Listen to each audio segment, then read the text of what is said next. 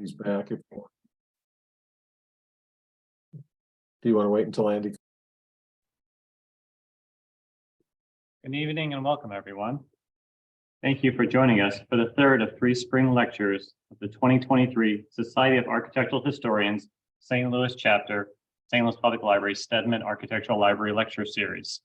On behalf of the St. Louis Public Library, Steedman Architectural Library, we are pleased to continue our collaboration with the Society of Architectural Historians, St. Louis Chapter, and host this lecture series. Before we begin, we ask that you all please mute your devices. Should you have any questions, please type them into the Q&A section. After our talk tonight, we will pose your questions to our speaker, Andrew Hahn. And now I'd like to introduce John Gunther, FAIA-LEED-AP, an architect who serves as president of the Society of Architectural Historians, St. Louis Chapter. He'll introduce our speaker for this evening's talk. John? Thank you, Trent, for your welcome and for hosting this talk. Please know how appreciative we are to the St. Louis Public Library, Steedman Architectural Library for our continued collaboration for our lecture series. It is my privilege to introduce our friend and colleague and tonight's speaker, Andrew Hahn, Executive Director, Campbell House Museum, 1508 Locust Street, St. Louis, Missouri. Andy Hahn has been with the Campbell House Museum for 20 years and has served as director since 2007. The Campbell House was built in 1851, the first house in the elegant Lucas Place neighborhood. The Campbell House was the home of renowned bird trader and entrepreneur Robert Campbell and his family from 1854 until 1938. The museum contains hundreds of original Campbell possessions, including furniture, paintings, clothing, letters, carriages, and a unique set of interior photographs taken in the mid-1880s. Since 2007, Hahn has overseen the planning and completion of a $3 million restoration effort of the museum's historic buildings. At the conclusion of the restoration, Andy directed the reinstallation and reinterpretation of the museum's massive collection of original furnishings. Major accomplishments in recent years include the development of new object-driven educational programs and the expansion of the museum's research efforts, culminating in the publication of 5 major books on the Campbell family. In 2021, Andy oversaw the completion of an expansion at the Campbell House. Previously, Hahn was the historian and curator of the corporate art collection at the international brokerage firm A.G. Edwards & Sons, Inc. Andy Hahn is married with 2 children and lives in the Shaw neighborhood. He serves on boards of the Lafayette Park Conservancy and the Friends Committee of Tower Grove Park. Tonight, Andy will talk about the photos of Dr. William Swekosky, the dentist who became the pallbearer of Old St. Louis. Beginning in the 1930s, local dentist Dr. William Swekosky began taking photos of old St. Louis buildings as they faced the wrecking ball. Dr. Swekosky was appalled by what he saw as the wholesale destruction of the oldest neighborhood in St. Louis, the Riverfront District, which was being systematically demolished by the city and the federal government. His images and historical research provide a rare glimpse at St. Louis as the city's oldest buildings began to disappear. The lecture will take a close look at a dozen of Dr. Swekosky's building photos and the fascinating stories they tell. And now, please welcome Andy Hahn as he presents the photos of Dr. William Swekosky, the dentist who became the pallbearer of Old St. Louis. Andy? Thank you, John, for that kind introduction. Thank you, Trent, for organizing all the technical side of this and for the public library's support of the series. I'm pleased to share with you today the story of Dr. William Swekosky, as you heard, the dentist who became, quote, the pallbearer of Old St. Louis. That was a designation he gave himself in the newspaper, and to tell you a little bit about his story and why he's special and unique. Let's go to our first slide. This is where our story begins. This is an image I think many of you will recognize, the St. Louis riverfront in 1875. as illustrated by Compton and Dry, the famous bird's eye view of St. Louis, done over 110 plates. This was St. Louis's front door until the 20th century. Really, this is most people entered St. Louis and saw it for the first time from the river. As you all probably know, it was the oldest part of our city, and in many ways, it was the most charming. This photograph from 1940 shows it not too much changed, although you do see the admiral poking out there on the right side, kind of indicating that change is afoot. But by 1935, the riverfront had become a rundown neighborhood, seen as a blight on the city by city leaders. And an amazing coup, the city government was able to rope in the help of the federal government and the Department of the Interior in a massive redevelopment project, which, as you all know, became eventually the Gateway Arch. It involved a controversial bond issue, $7.5 million, lots of litigation. But in the end, by October 1939, work was ready to proceed on an area of the city here that is, I'm going to highlight here for you. Inside this red box, about 12 blocks long and 6 blocks wide. And the first stage in the redevelopment was the wholesale destruction of about 486 buildings, the oldest part of our city. Now, you might ask, what does any of this have to do with Dr. Swekosky? The short answer is he was an adult living in St. Louis. He had been born and raised here, and I'll give you his background in just a minute. But he, like many St. Louisans, saw this as a real shame. He found this part of St. Louis, while maybe rather dirty and shabby, a bit run down, he saw it as full of charm and containing great history. He was fascinated by a number of buildings here in this district along the riverfront, one of which I'm going to show you is right behind that red oval. And it's a building that many of you will be familiar with. Here we're back to Compton and Dry, and this is the building that we're going to talk about real briefly. This is the old Rock House at the foot of Chestnut Street, right along the levee. And in 1939, when destruction of this neighborhood began, it was the oldest building still standing in downtown St. Louis. It had been built around 1815, and this is a photo documenting it from the Historic American Building Survey. And as the construction is attributed as being directed by Manuel Lisa, a famous Spanish-speaking fur trader in St. Louis. This was considered an important building. The National Park Service documented it quite extensively and actually intended to save this building and include it along with the old cathedral as part of the eventual national park that would become the Gateway Arch. It had been altered through the years. The mansard roof had been put on. But eventually, in a subject for another talk, the building was not saved, was finally demolished. However, stones from the original building were used to reconstruct this replica facade, which you can see in the newly revitalized Gateway Arch Museum. It seems that Swekosky was particularly enamored with this neighborhood. He took some photos of it, although this destruction kind of coincided with the beginning of his hobby, as he called it. But the short of it is through the early 1940s, this neighborhood began to disappear. It took almost 4 years for the final completion of the work. And here we are, I believe this is 1944. Almost every building is gone, except for the old cathedral and a few more there right below the old cathedral. Swekosky, like I said, like many other St. Louisans, was quite upset by this. There was some efforts to save some of these buildings. There was a little salvage work that went on, but mostly these buildings were just leveled to the ground and thrown away.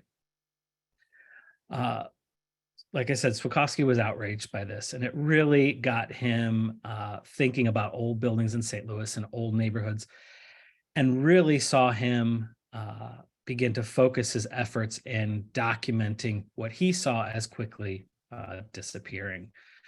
Here's a closer up view showing the old courthouse, old cathedral rather, right in the middle. And you could still see the kind of faded street outlines and then just kind of a blank canvas for what would eventually become the Gateway Arch. And there's those lines. That line that went through the middle, of course, is basically the route of Interstate 70. I want to backtrack just real briefly because St. Louis has been pretty lucky in its history to have two photographers who at critical moments in the city's growth and history have turned their camera to our buildings and our streets. Dr. Swekosky is the second of those, but there was actually an earlier gentleman, and I just wanted to share with you real briefly his story. And this is Thomas Easterly. Many of you are probably familiar with his name. If you're not familiar with his name, you'll probably be familiar with some of the photographs he took. He is one of the first professional photographers to ever come and work in St. Louis. He was here by the late 1840s. You have to keep in mind that by the late 1840s, photography was less than 10 years old. This was the cutting edge in technology and was brand new. The first type of photography process was called a daguerreotype, which is what you see here, named after Charles Daguerre, the French photographer who kind of patented it and came up with this process. Thomas Easterly made his livelihood by taking portraits. This is a self-portrait of him, like I said, but he also turned his camera on our city. And beginning in the late 1840s and through the 1850s and 60s, photographed many of St. Louis's landmarks. And thankfully, many of these are preserved here at the Missouri Historical Society. This is 3rd and Walnut Streets. If you would stand at the spot where Easterly took this photo today, you'd be standing right on the edge of Interstate 70, looking down towards the river. Of course, the monument is the old courthouse. Here you are, blew it up a little. These daguerreotypes are quite charming. They almost have of course, they're kind of scratched and because they're old and are quite fragile. But they have kind of the feel of almost being paintings in a way, but yet they capture a lot of amazing detail. It may be hard to see, but all the way down there where I just put the yellow box, that's actually the Mississippi River. So this nice gentle slope that will take you down to the river. Easterly captured the levee with the steamboats lined up. He captured romantic scenes like Shoto's Pond. And he was interested in houses just like Dr. Swekosky would be. This is what was called the Governor McNair House at Main and Spruce Streets, built around 1775. It's in the typical post and earth style construction that was so popular here in especially the mid-Mississippi Valley. As you can see, the house is a little worse for wear when he took this photo in the 1850s and wouldn't stand for much longer. This is the Bienvenue House at the northwest corner of 3rd and Plum Streets. So Easterly noted that this was the oldest house in St. Louis when he took this picture, built in around 1770. Archaeological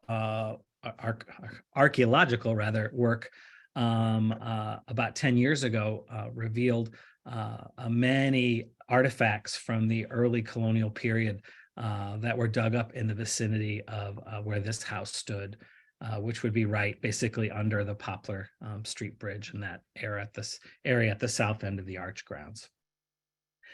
So I wanted to kind of make you aware of Easterly's story because there's some similarities in a passion for old buildings or for the built landscape. These buildings weren't necessarily old when Easterly was taking them, but they were old when Swekosky was taking them. So here's the doctor himself. He was born in St. Louis in 1894. He was the son of Czech immigrants, and he grew up on the edge of what was called Bohemian Hill, the area which is now just east of Lafayette Square, centered around St. John Nepomuc Catholic Church, where City Hospital is essentially. He grew up on a street called Preston Place, which is just off of Lafayette Avenue. And he's quoted as saying, remembering his life growing up as a kid in that neighborhood in the late 19th and early 20th century. And this is a quote. He said, "As a kid, I used to go around gaping at all those beautiful houses around Lafayette Park. Stained glass, ornamental iron. They made our own house look like a dump." And even at a young age, he was fascinated by buildings, the design, the detail. He thought he would go into the real estate business. That's how enamored he was with buildings and property. He had his first real job working as a title clerk for a company in Clayton. And in that job, he got to know the complex ins and outs of researching a building's history. It wasn't necessarily as a title clerk that he was interested in that history. He was interested in titles and deeds and the conveying of property from one owner to the other. But as anyone who's read an old deed knows, that these documents contain a wealth of information, not just the name of the buyer and the seller, but oftentimes all sorts of other details, sometimes quite quirky. He was enjoying his job, but his dad, the Czech immigrant, said that he wanted a better trade for his son. And he offered to pay for young William to go to dental school. And William took up his dad's offer and went just up Lafayette Avenue to St. Louis University, to the dental school there. And he said at that point, after going to dental school, he would have an income. He said hopefully he could have a nice office overlooking the park, Lafayette Park, where he would no longer have to dream about living in one of those houses, and maybe he would be able to live in one himself. So he goes to dental school, graduates, he gets married. As a young married man, he has a somewhat scandalous divorce. And it's about this time in the mid-1920s that he purchases his first camera. And this is, it's believed, one of the earlier photographs that he took. This is the old City Hall on 11th Street. This building was built right after the Civil War to serve as really what would be the first kind of purpose-built city hall in St. Louis. This building was eventually supplanted by our current city hall at the end of the 19th century. But in the early 1920s, the building still stood, and Swekosky captured this image. But he wasn't just interested in large public buildings like Old City Hall. He was interested in townhouses with storefronts on the first floor. He was interested in very modest structures like these two row houses down near the river. He was interested in grander houses that had a story, like this pair of townhouses at 4th and Surrey Street. The one on the right, many of you will probably know, was the Dent House, and it was in the front parlor of this house that Ulysses Grant and Julia Dent were married in the 1840s. Like most of the buildings we're going to be looking at, no longer standing. He also captured fascinating details. This is the 1600 block of Locust Street. I could actually look out the window here at the museum and see this. This is formerly Lucas Place, and this is looking west up what was then Locust Street, formerly Lucas Place. You might think, well, why did he take this picture?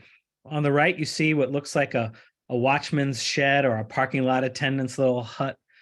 Next to that, you see some pieces of limestone knee wall where at one time a fabulous cast iron fence would have sat. But what's really fascinating about this picture is the pavement on the sidewalk. What you're seeing is laid on the diamond, as you can see, a stone pavement that really matched the grandeur of the houses that this once stood in front of. This was a wealthy neighborhood, and it had fabulous details on the inside, and these buildings had fabulous details on the outside, like the sidewalk pavement, paved in colored stone like you see here. So Swekosky, we're lucky, was able to capture terrific images like this for us.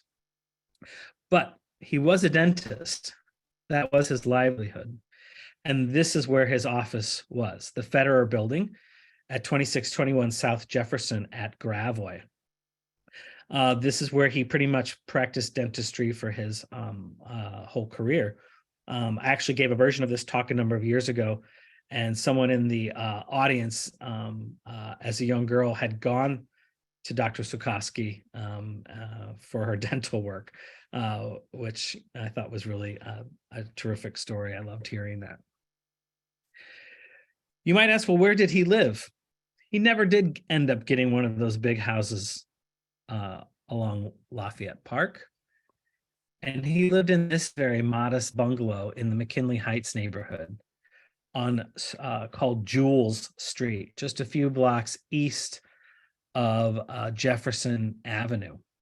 Certainly at the time he moved into this house wasn't very old. I'm not sure if I haven't done the research to see if he had built it or not. But he chose to spend his time and money on other things, and a grand house wasn't one of them. I will note, however, it was not very far from where he grew up, just about 10 blocks south of where he was born. So why is Swekosky special? You all know that he took photographs of houses, and this is indicative of his photographs. They're usually not very big. 2x4 is kind of the most common size. He would snap a picture, as you could see.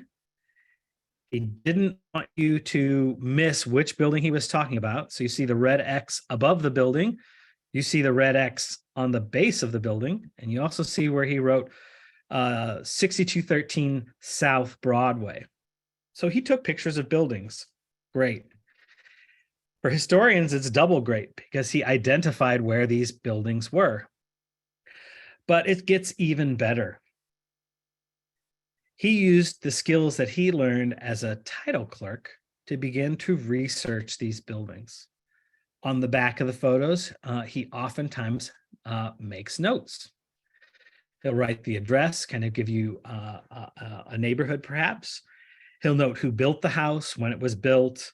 He often notes amounts paid for property or buildings. And as you could see, he's highlighted at the very bottom, first brick house in Carondelet. So his research indicated, and he thought that was pretty special. If a house like this one noted special treatment, he would then use his dentist's letterhead and he would type his notes up. This is what really set Swekosky apart. He was not only interested in the disappearing buildings of St. Louis and went to the effort to photograph them, but he had the knowledge and the time to tell us a little bit more about them. Now, of course, all this research could be done by someone today, but we're lucky that Swekosky did it for us and was able to hand these stories down to us in kind of one mass of information. That doesn't indicate that he didn't identify every photo he took. Those of you who've ever done any research in this Swekosky collection at the Missouri Historical Society will know there's lots of unidentified ones. But thankfully, most of them are identified. He began to get a reputation for this. And this is from the St. Louis Post-Dispatch, Friday, October 23rd, 1942. Old mansions are his hobby. Dr. William G. Swekosky, dentist, collects photographs of ornate St. Louis homes of early days and facts about people that lived in them.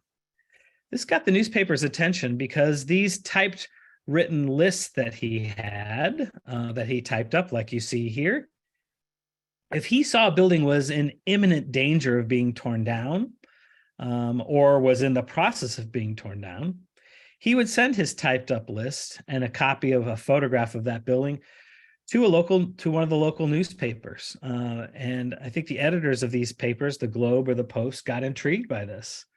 Who is this dentist and why is he sending us this? He did it again and again and again, dozens of times.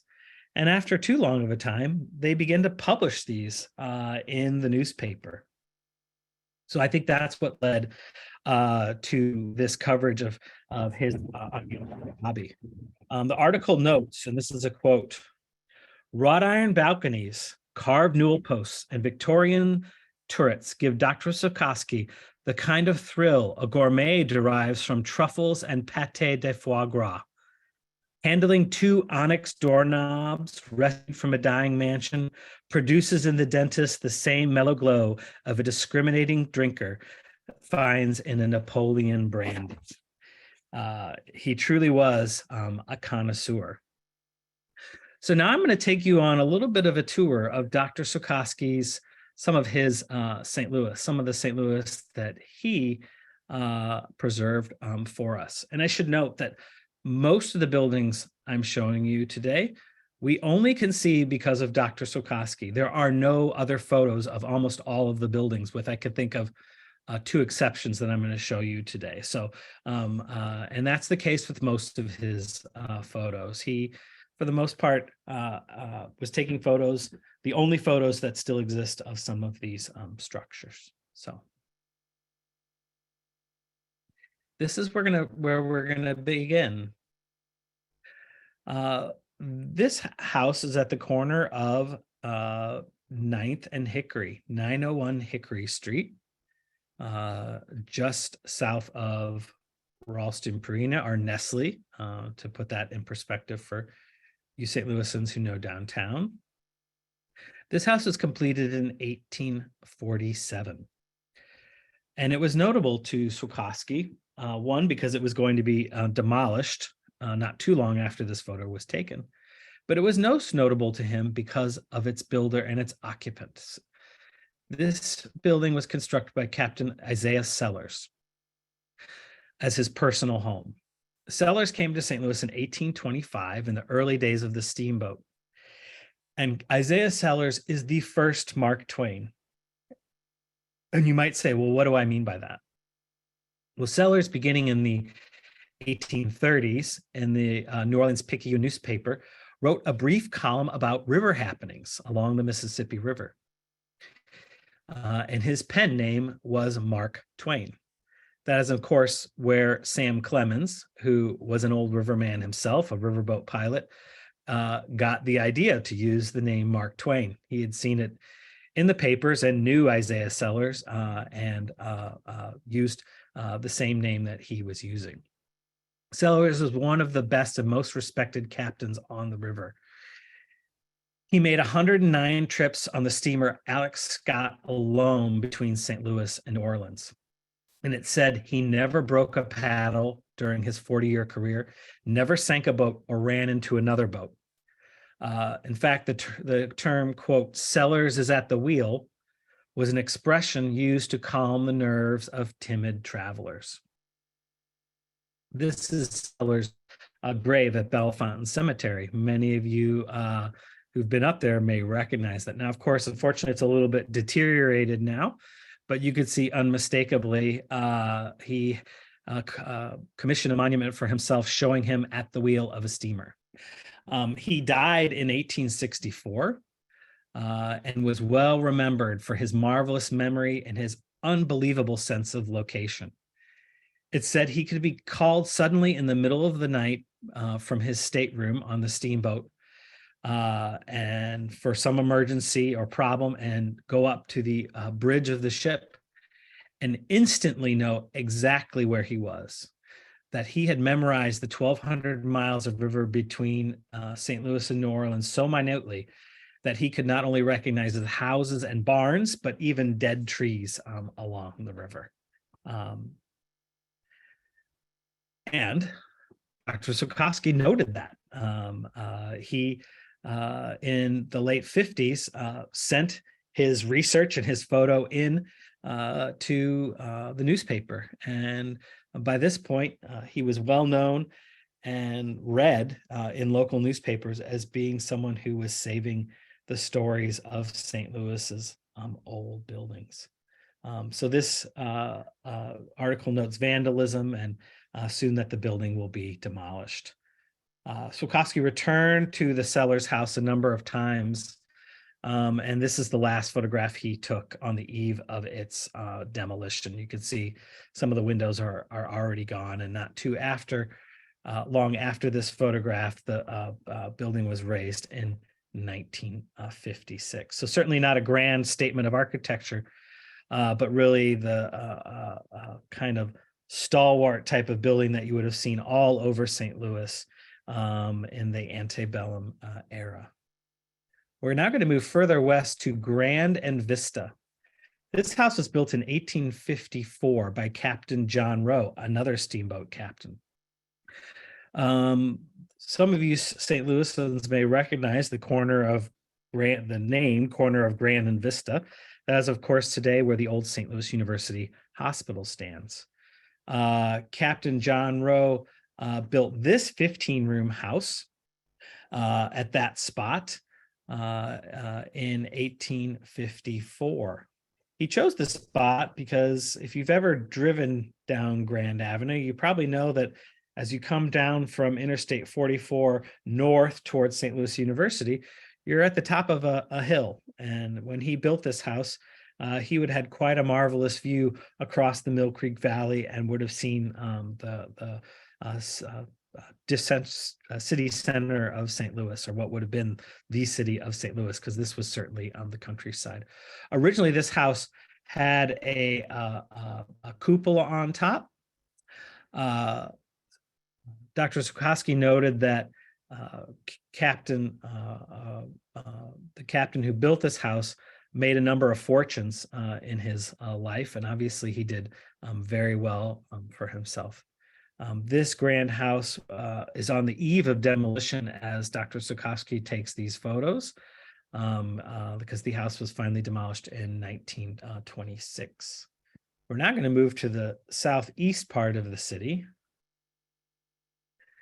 This is 3630 Marine Avenue.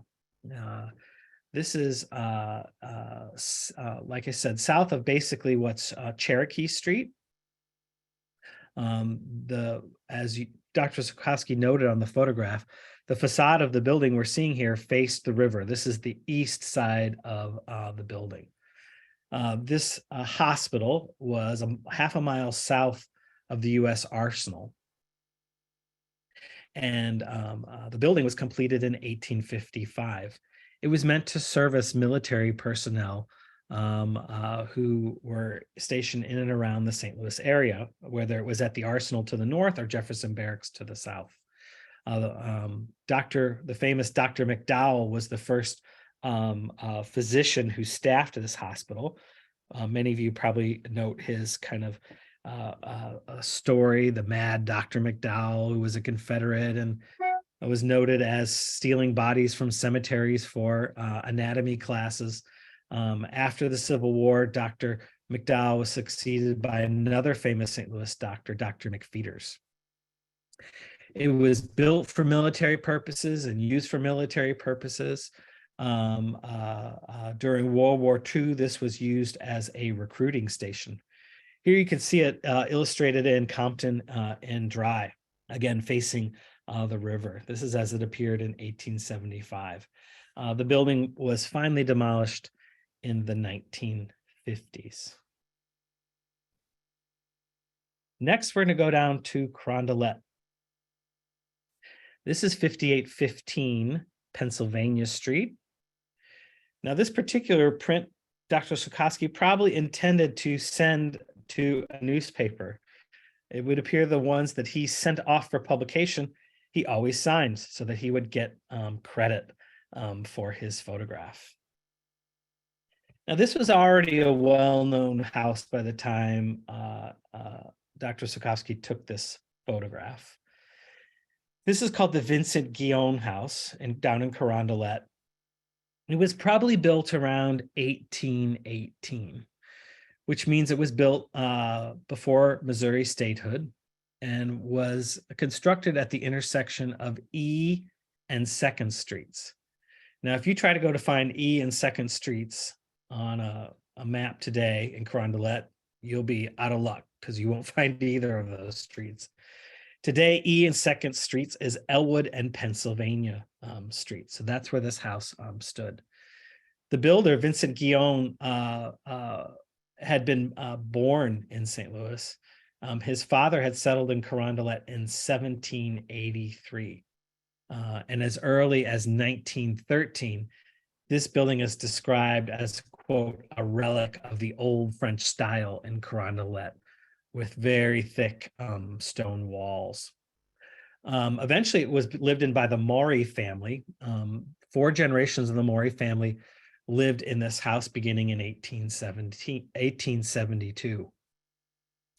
Amazingly, in 1913, this house was moved back 15 feet from the street.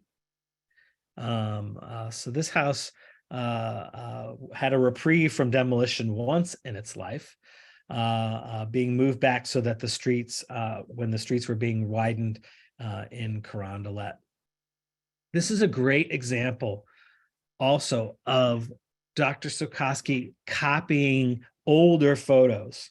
As he became known as a connoisseur of old St. Louis houses, people would give him or loan him old photographs of buildings in St. Louis. And he couldn't just pull out his iPhone and snap a picture, but he would make his own photographic copy of some of these old photos. And this is an example of that. This is a late 19th century photo of the Guyon house looking up Pennsylvania Street. If the photographer of this photo could have turned around, you would actually be facing the river. So the river is to the back of the photograph. And sometimes we're very lucky that Swekosky's copy photographs like this one are the only known examples of that particular 19th century image. So we're thankful for him for not only taking his own images, but copying even earlier images. There was quite a fight to save this house, as you can see from this newspaper article. Unfortunately, it was not to be, and in the 1940s, this house was demolished. And you might ask, what spectacular building was built in its place? And I'm sad to tell you this. It's an empty lot today. Now we're going to go out to St. Louis County. Dr. Swekosky didn't do much photography in St. Louis County, but he did do a few. And this is the intersection of Manchester and Hanley Roads. Pretty well known in the intersection today. This is the southeast corner of Manchester and Hanley. So if you can visualize that corner, that's where the Sun Inn Business Park is. The southeast corner there's a real steep hill that goes up to the business park at the top of the hill.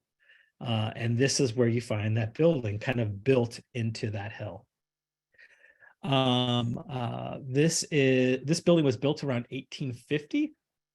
And it was for its 100 years was one of the most popular taverns in St. Louis County. At the time of its demolition in 1950, it was called Barthold's Tavern.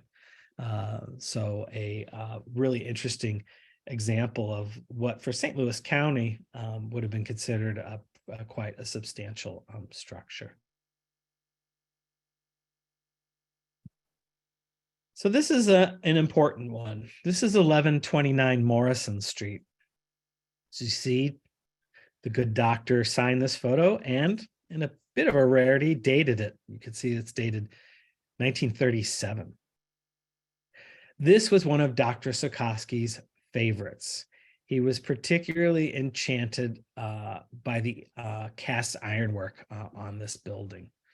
It has unusual cast iron galleries and porches. And when Dr. Swekosky took this photo, this building was already 90 years old. It had been built in 1847 by a man named William Morrison, who was a prosperous lumber merchant here in St. Louis. Morrison would eventually actually live here on Lucas Place by the late 1860s in one of the grandest houses at 17th and Lucas Place. But in 1847, he's living on the south side of the city in this structure.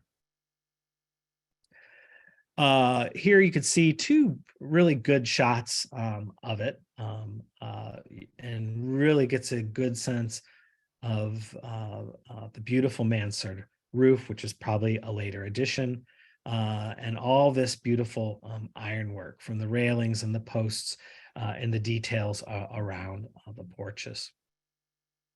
In this particular instance, Dr. Swekosky typed up his caption and pasted it to the front of the photograph.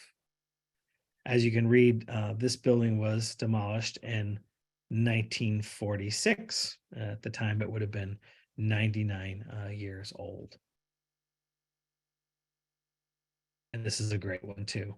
Again, showing that full two-story gallery going down, which I believe was the east side of the building.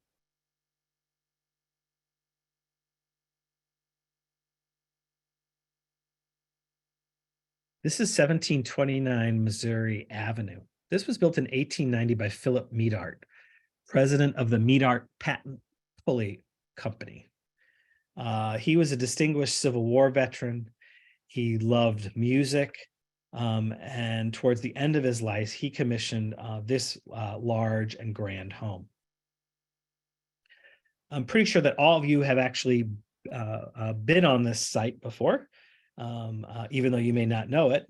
This house stands right in the middle of Interstate 44, just east of Jefferson Avenue.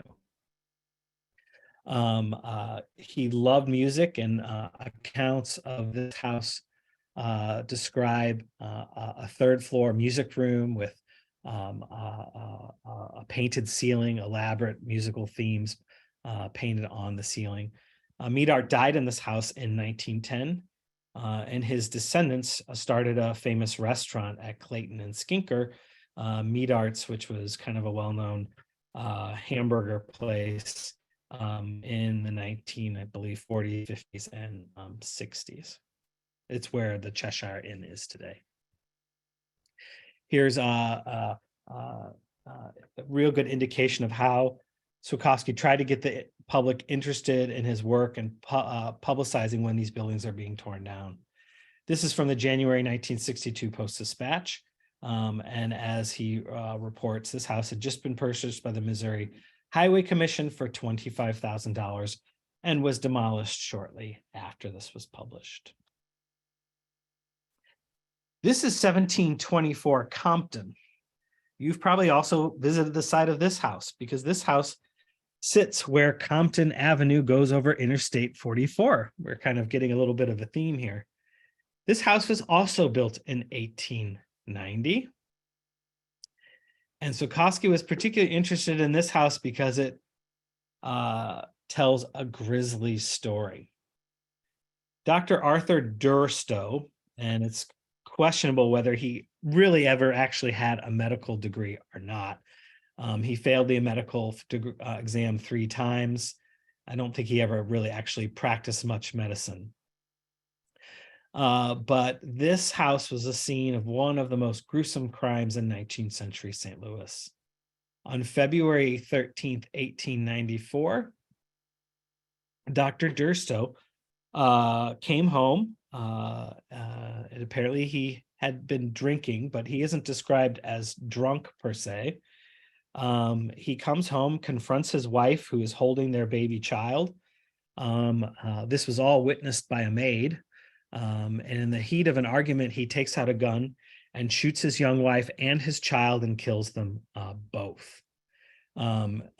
Needless to say, he was caught. His child was 3 years old, I should say. He was caught and tried. He was certainly probably mentally ill at various times in the trial. He said he was a German count or a Catholic cardinal, but eventually did confess to the crime, and was sentenced guilty, and he was actually executed. He is buried in Bellefontaine Cemetery, although his grave is unmarked. His family did not want the location of his grave known, apparently. This is 211 South 3rd Street. And that's not my making the picture crooked. That's Dr. Swekosky not quite getting his camera level. We're actually not interested in the big building in the middle. I'm interested in the little building on the left, with 3 arches. This structure was built in 1849, and this was the Washington Engine House Volunteers.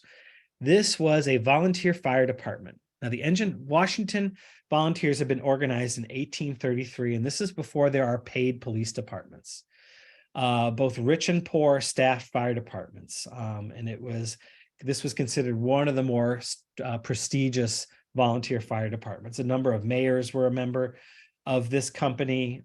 Samuel Davis, the famous businessman, Ellis Wainwright, the brewer, George Morton, the architect, and Louis Durstow, father of Alfred, the murderer we just saw, were all members of this company of volunteers. However, this company and really all the companies were disbanded in 1857 when the paid fire department was established and there was no longer a need for volunteers. This building was demolished in 1953. And you could certainly get the sense that it was an engine house because that big arch doorway in the middle, you can imagine the fire engine being rolled right out of there to go extinguish a fire. This is really, I think, one of the more fascinating ones. This is a really rare example of a timber frame building at 308, 312 Convent Street, south of the arch. These were in their day when they were built, probably quite stylish, but modest series of 3 framed row houses. Now, when this photo was taken in the late 1940s, you could see, obviously, it looks a little worse for wear. These buildings were already about 100 years old at that point. They were built in 1848.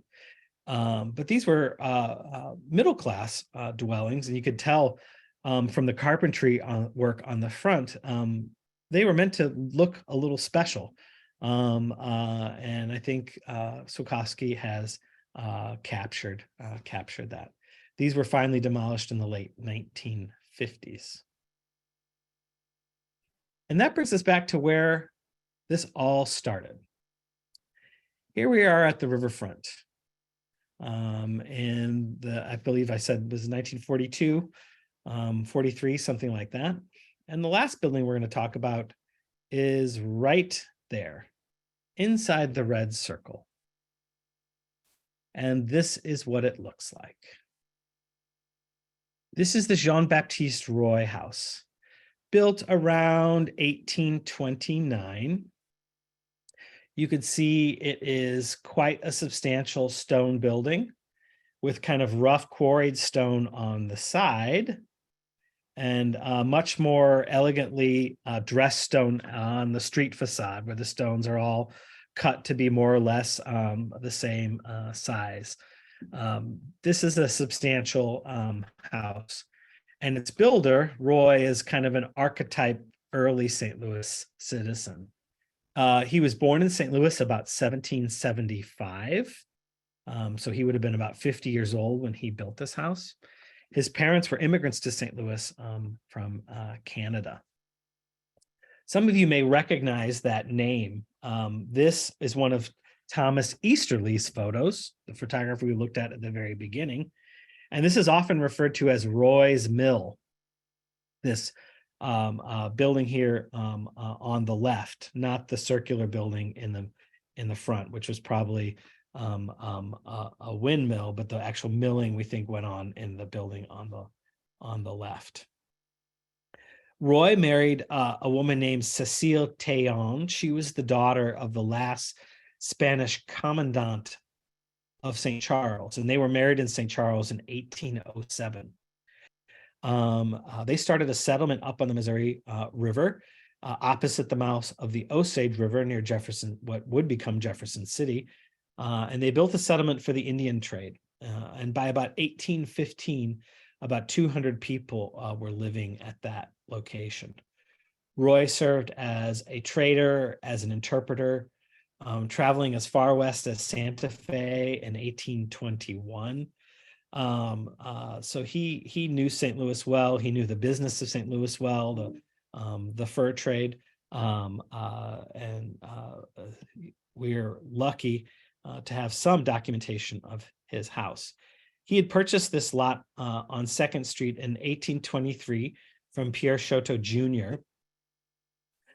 There had been an old, what they described as Creole house on this lot, probably a post and earth, one-story post and earth structure, probably much smaller than the house he would build. Roy demolished that house and built this stone house. Now, this stone was probably quarried from the bluff that originally separated the city from the river. Beginning in the 1820s, those bluffs are quarried down, one to make the city more accessible from the river, so you don't have to go to the top of a bluff, but also that bluff provided lots of fabulous stone to build with. This building has a fascinating later history as well. In 1843, this house was sold to Henry Shaw, of course, a well-known St. Louisan. In 1871, Shaw sold this house to Dr. Nicholas Demenil. In 1874, Demenil sells it to a German immigrant named Beple. And it was from this house, supposedly, that the hot dog was first sold, as you can see, in 1883. This clipping is from the 1940s.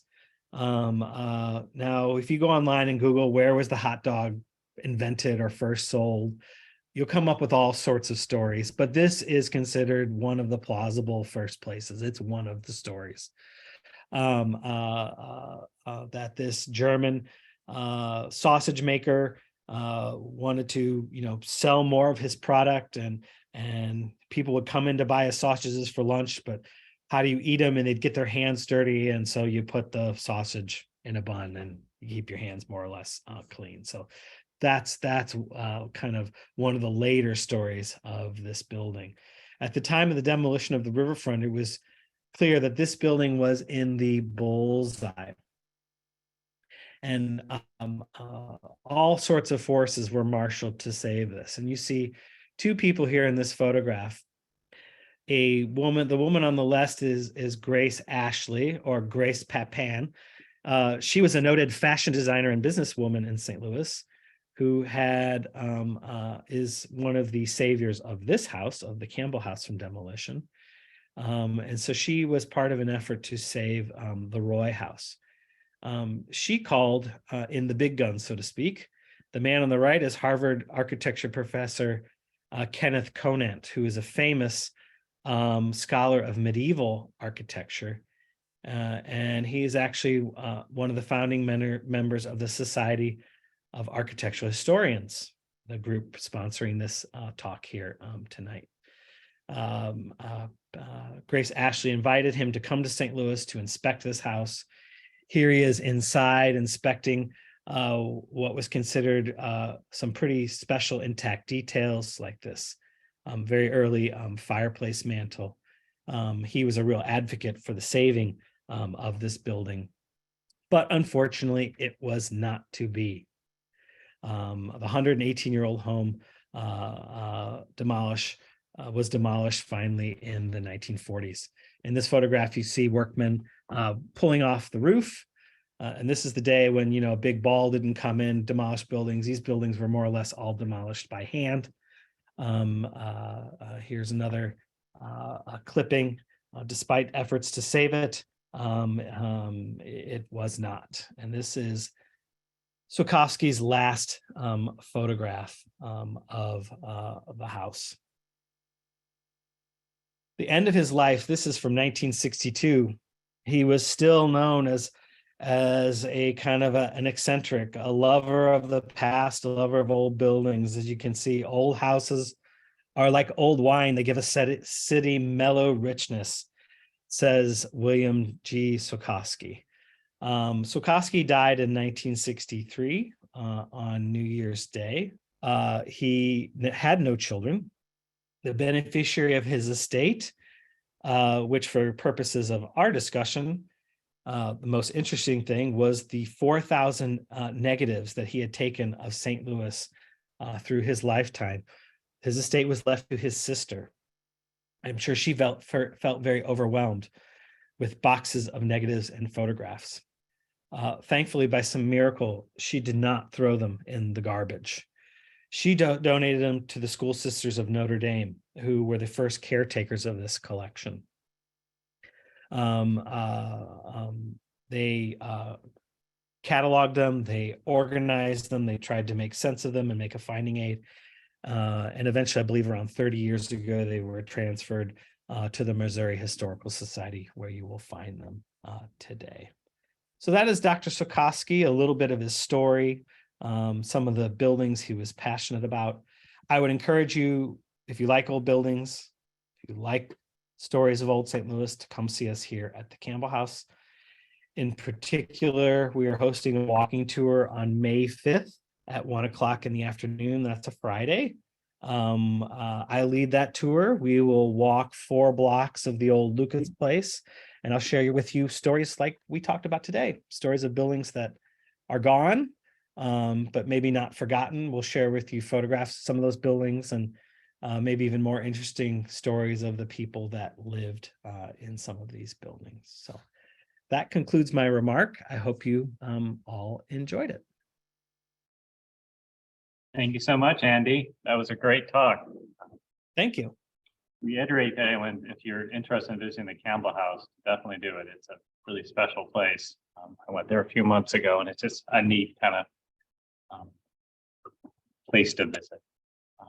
If anyone has any questions, add them to the Q&A, and we'll try to get to them in the next few minutes. There was one from earlier in the talk about SLU Dental School, or was it the WashU Dental School? There was some question about that. No, it was the SLU Dental School. SLU had a dental school, I believe, until the 1970s or maybe even the 80s.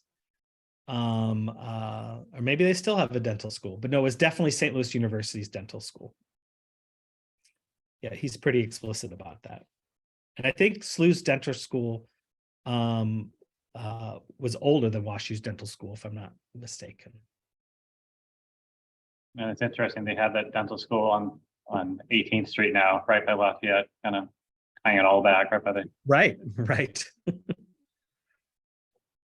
I see someone asked, how did I become interested in the doctor's collection?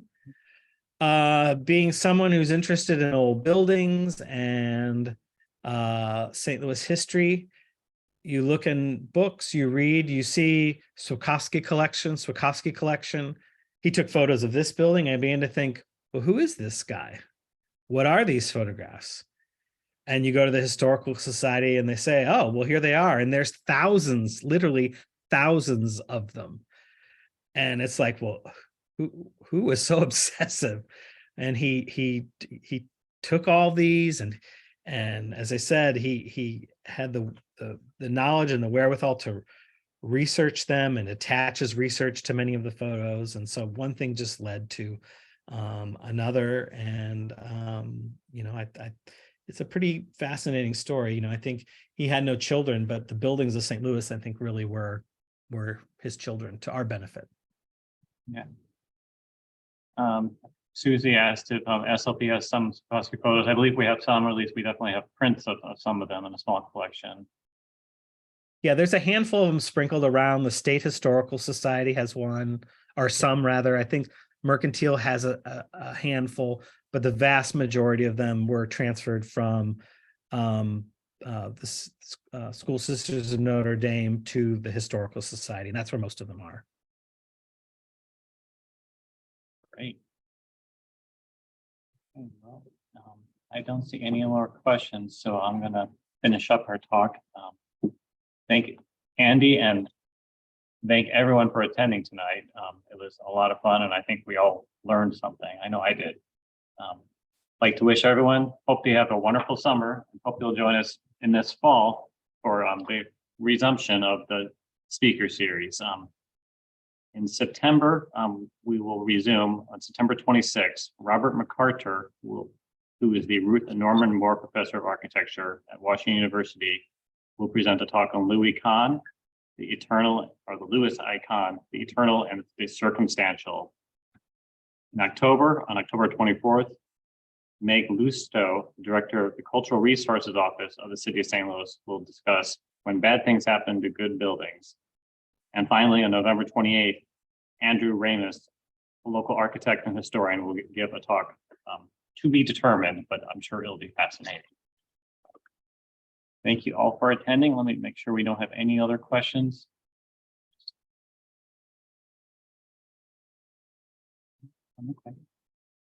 Okay, well, thank you, Andy, and thank you everyone for attending. I hope you all have a good evening. Good night. Bye-bye.